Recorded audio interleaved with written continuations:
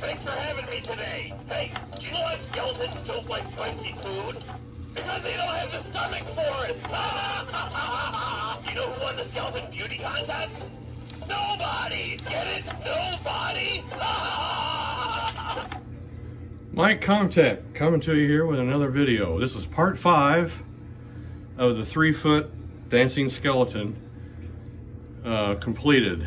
This is as far as I'm going to probably take this for now anyway. I mean, a lot of the base circuitry is all done. Added 2 more switches in here for some different functionality. And for like the turn on and off the IR, like I want to shut the infrared off so it won't trigger on that, I can turn that off. I can switch between the animated eyes, so when the audio comes up, I can show you here, we can run through this. Bonjour! Thanks for having me today. Hey. That one. The eyes will flash with the audio. I thought, well, might as well go ahead and do that. It's the circuitry is there to do it. Might as well hook the switch into it. And then that's what this switch here does. It switches between that mode, or if I switch it down and then we activate him again, then we'll have Bonjour! Thanks for having me today. all this steady lights on the eyeballs. So either way, you've got 2 modes there. And then by having the option to turn on and off the infrared, then I can turn off the infrared, so then when I turn it back on, it will not activate. And then I utilized, I'll show you on the back here what we did. On the back here, then I've got this JST connector. This was factory, this was on the original.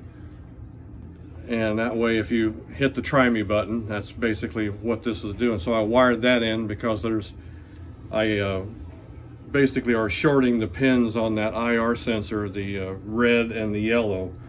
So when I close this switch for 2 seconds, Bonjour! Thanks for having me today. then he'll kick up. Or you could run this to a remote, some other kind of sensor, whatever you want to trigger him. Floor mat, you name it, you can do it. Audio, you could do it by sound. You could do a piezoelectric vibration sensor on that kind of input. And then this is this was the switch to go between the 2 modes of the eyes. And then we can have this switch to completely disable the animation and shut the eyes off.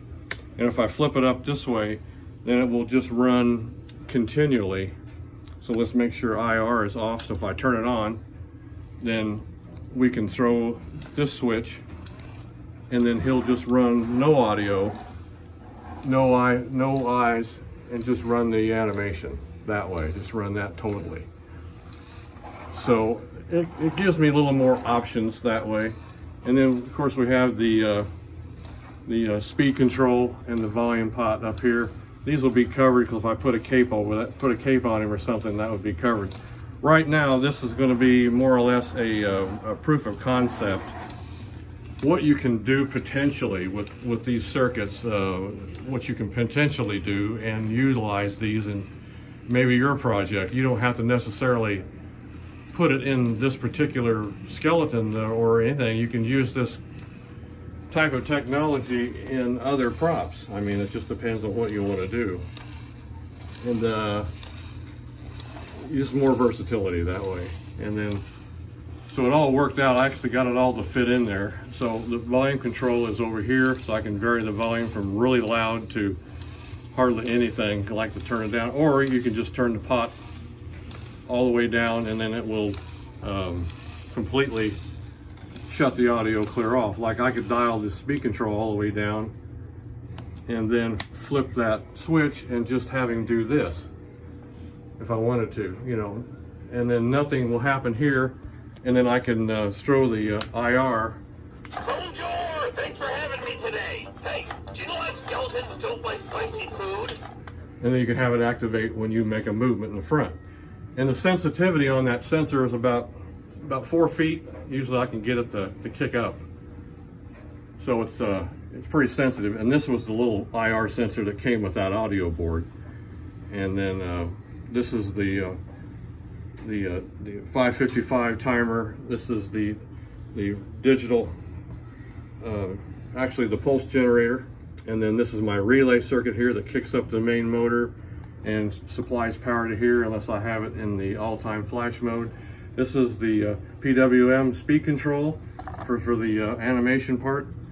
Because if I would keep him that way, boy, it looked like he was running a marathon. He's way too fast. So the original circuit that was in here was using some PWM because I looked up the chipset on that other circuit from the original from the factory, and indeed it does. It had PWM capabilities, so they were programming that to slow this motor down, you know, and that's what I'm doing here with the manual control. And then I put a little wire here with a couple of screws when I'm showing him in demo mode with open like this to show what's going on in here. These are just kind of help securing these to keep these from pitching, these arms pitching forward. And then I put a little tie strap up here at the top, right here, just to hold that neck in place. So all this mechanism right here won't move out of my way. And then I put a support line on the back to help keep him vertical because we don't have much support here. We just have good vertical support, but I don't want that flopping around. Without the chest cavity, without the other half, then you've only got half support here. So then I put a wire from these 2 points right here on his neck and then down. That way it supports his back when I'm showing it, this, you know, showing it in open demo mode basically. And then the skull up here, here's the motor. I've showed you this before. This is all the motor circuit here for that. And then if I kick it back on. Bonjour! Thanks for having me today. Hey, do you know why skeletons don't like spicy food? Because they don't have the stomach for it! Ah!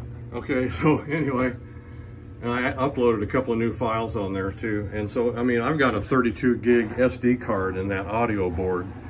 So my gosh, I've got tons and tons of storage on this. And then all I do is just plug that USB into one of my computers, and I use Audacity to do all the audio editing in, so I can just plug it in right here. I can upload new files to this SD card right here. Very versatile, and it's totally open, and here's your speaker here. So I reutilized the factory speaker because that's actually quite loud. It's very good. So anyway, that's about it on this one for now anyhow. I've taken it, like I say, as far as I want to go for it right now. I'm very happy the way it turned out. It actually exceeded my expectations of how it worked and how it worked out. And then I had to mock all this up on the other bench first and test it before I went to all this trouble, because otherwise, you know, you're putting all this in here and all of a sudden, oh gosh, we've got a problem. That's not a good thing. So, as always, everybody, thank you for watching my videos, and I will talk to you all later.